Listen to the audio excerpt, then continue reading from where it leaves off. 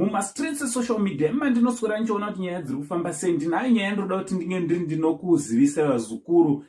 Uyu muzukuru wangu anonzi iye David Ngwerume, ane zvaaitawo vazukuru, zvandoda kuti ndinokuratidzai. So chiteerera, ndisanda kuratidzai mufananidzo wandinawo. Usati wasubscribe paSaint TV, mukana uchiripo kuti ungobaya subscribe button, wotena on your notification bell kuitira kuti pega patinouploada mavideos you will be notified.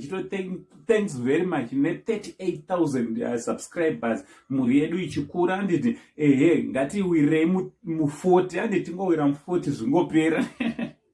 So kana wanga usati wasubscribe, ibo wasubscribe. Right, muzukuru wangu anonzi iye David Ngwerume anazvo zvaaitawo. Handiti nekuda kwenyaya yemuzukuru wangu anonzi memory machayo yakashaika kubocha kwaMarange uko pashiraini yemapostori kwaMarange. Handiti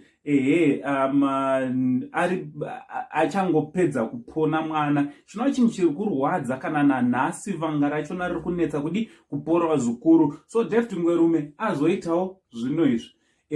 Izvi zvaari kunongedzera achiita aiwaka vanhu vese vanopractiza nyaya yechild marriage, aiwa they should vanofanira kunge vari vanofesa ruoko rwemurawa. Handiti the arm of the law, kuitira kuti nyaya iyi inge iri saenderere kana kuti zvisarambe zvichiitika kuti vana vange vari vanoroorwa vachiri vana vadiki dzichiri pwera. Handiti so vazukuru hamena kuti munozvionawo sei nechivezwa chaitwa naDavid Ngwerume, uyo ari kuexpressawo kubatikana kwake achizviratidza pamatombo aanoshanda nawo. Ndozvandangondiyozokuradzai vazukuru. Also nchida kukurudzira macelebrities kuti musashame miromo yenyu muchitaura, nekuti you will be easily quoted. Handiti munobatwa mashoko enyu vazukuru, zvinogona kuzotokanganisa mabasa enyu. Ndichipa example yaMadam Boss apa she is busy kuita damage control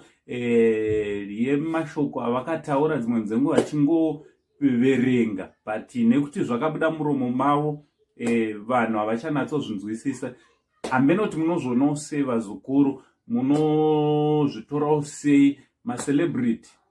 Batai miromo yenyu, dzidzai kudzidza kutaura mashoko akanaka, especially kana muri papublic. Handiti kana kuverenga macomments akanaka, macomments anenge asina basa ignorai, mupfurire mberi nekusapindura zvisina basa. Handiti because zvinokanganisa mabasa enyu. So from Uncle Sign, the only Zimbabwean uncle, ngativaona nemacomments kuti munofungei nechivezwa chemuzukuru wangu ichi. Much love.